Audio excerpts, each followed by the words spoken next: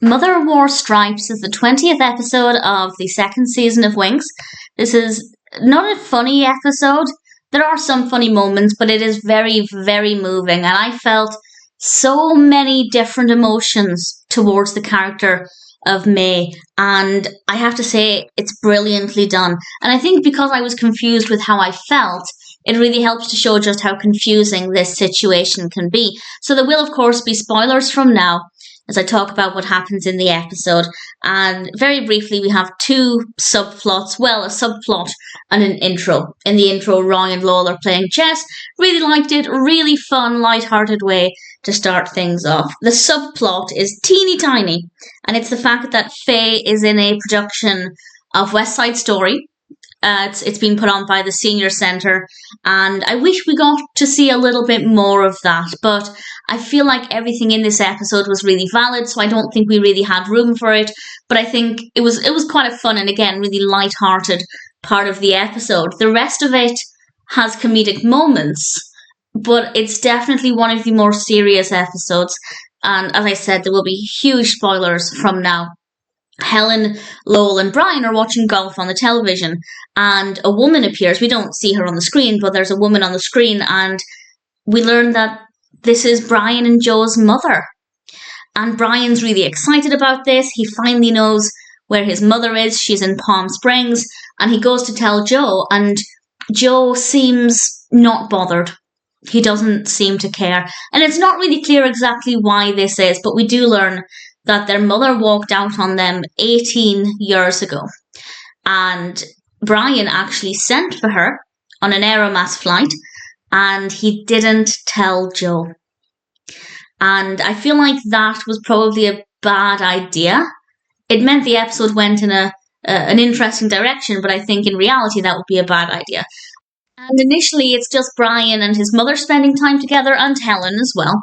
And we find out that actually she spent 8 years in prison for embezzlement. She embezzled, I think, $850,000, which is an awful lot of money. And they decide to not tell Joe this. They're obviously going to tell Joe that May is there. I mean, they're sitting in the airport. He's going to find out. But they decide initially to not tell him about the prison because May is only there for a short time and she wants it to be a pleasant time. And she thinks Joe finding out that she was in prison and what she did understandably wouldn't go down well. So they decide to not tell him, and we have a scene when they're eating together, and it's clearly very tense. It's not a very relaxed, welcoming atmosphere, and I don't at all blame Joe for feeling the way he did, but I feel like it's really fascinating to see Joe and Brian responding to the same situation very differently, and we do in a little bit find out a little bit more about why that is, but both boys had their mother abandon them effectively, and it is a very different response, which I think is really interesting. And I think both of their responses are valid and believable, and I think it's very, very well done. We do eventually get a moment alone with Joe and May, and she basically tells him everything, and this is when I started to hate her. Up until this point, I didn't like her, partly because of what she did with the embezzlement. Obviously, that's not a good characteristic of a person, but she served her time. That's over and done with. What I struggle to excuse is walking out on her children. And I don't say this just because she's the mother. I think it's for any parent. No parent should just walk out of their child's life. Well, very few. Some people would be better off away from their children because their children don't deserve that kind of negative influence. But that didn't seem to be the case here. There's no indication that she was a negative influence, but she explained that she was, and I quote, suffocating. And she names all of these things that made her feel suffocating. Carpools. You don't walk out on your children because of carpools. Yeah, nobody likes to sit in traffic, but that's not a reason to walk out on your children. And she listed off several other things, and every single thing that she was listing off was just part of being a parent. And what she's basically saying is, I didn't want to be a parent. Okay, well then why did you have children? And I know different times, expectations were different, but it's not an excuse. If you have children, if you choose to have children, regardless of whether it was an expectation, you don't walk out on them. And I hate her, and I hate it.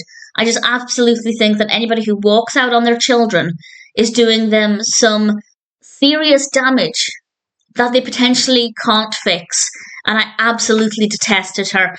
Granted, she said she wanted to make amends, and when she started to talk about how, yes, she did all of these bad things, but she's here now, she wants to make a go of it now, I did start to soften to her a little bit, because obviously you can be annoyed at somebody's past mistakes, but if they're making the effort to rectify it, I think it's important to acknowledge that. I still wouldn't ever excuse what she did, but at the same time, she is making an effort now, and the present should be what matters most. So I did start to soften to her a little bit, and then Joe started to reveal more, and I started to hate her again. He basically explained that when she left, I think he said he was 12, and he had to look after two children, Brian and also their father, who was unable to do anything really. And not only did he have to become an adult overnight, but he pointed out that she is the reason that he is now a worrier, the reason that he's uptight, because he had to let go of his childhood at the age of 12 and take on a whole adult's life of responsibility. And that's completely unacceptable. So not only was she abandoning her child or her children, but she was significantly impacting his mental health. Now, granted, one could say the father was there, it should have been fine, but being abandoned like that is going to scar a child. And we learn that Joe actually thought it was because he broke a pitcher, a particular jug that she liked, and apparently she was really annoyed at him for this. And then he went to school, and he came home and she was gone, and the last thing he remembered was her being annoyed about him breaking the pitcher. And that is really telling, because maybe she walked away and thought, it's fine, they don't need me, they won't question it. But Joe thought it was his fault. That is mentally scarring to anybody, never mind a child. And I can't forgive her as a character. I can't look at her and like her, because that kind of behaviour could ruin a person's entire life. And I think it's impossible to forgive that. Granted, she's not actually asking for forgiveness, and I think that that's a really big thing. If she'd just walked up to Joe after 18 years and said, will you forgive me? I think Joe would be in his right to walk away, because I don't think she deserves forgiveness. Maybe she deserves a second chance, though. And they do share a nice moment over a drink and a hug, and unfortunately the hug breaks the picture that Joe made for her.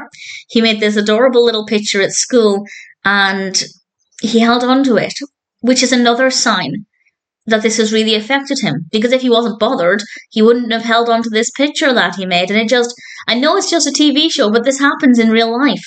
Parents do just up and leave, and it's disgusting, and I hate it.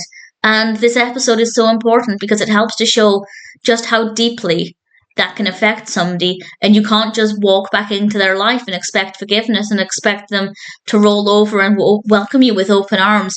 Needless to say, I'm very passionate about this. I think anything that is going to mess up a child is unforgivable. And as I said, there might be some people who would be better to walk away from the child's life because they're a bad influence. But even then, you don't do it without leaving a note, without leaving any kind of... I mean, a note is a bit of a coward's way, but you don't do it without communicating. You don't just up and leave without telling them. That hurts. That really hurts. And we see in Joe just what that abandonment did to him. And to be honest, it could have done a lot worse to him.